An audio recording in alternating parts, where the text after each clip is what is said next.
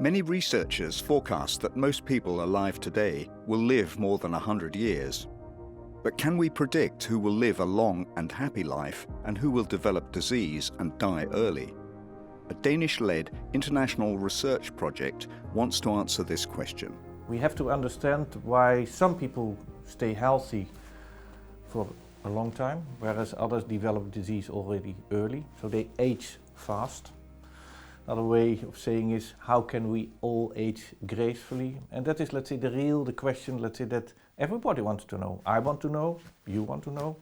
However, whereas most other scientists focus on analysing genetic material from living people, Rudi Westendorp believes the truth is that many more answers lie hidden in the past.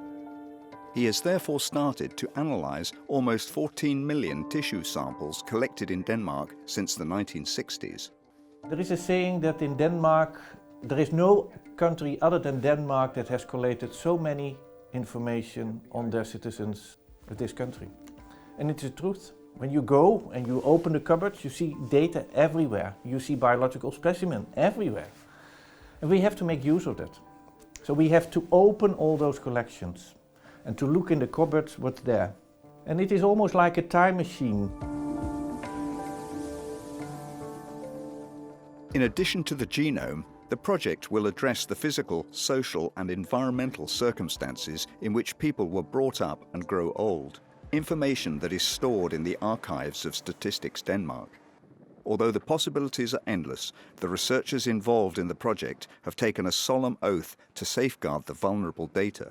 So the scientists have to work like doctors with all, let's say, the ethics and, let's say, the confidentiality for the public good.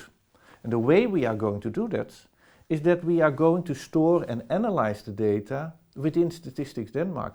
Statistics Denmark is a kind of keep, let's say, that is the safe ground where we can analyze the data without making a massacre from a privacy point of view.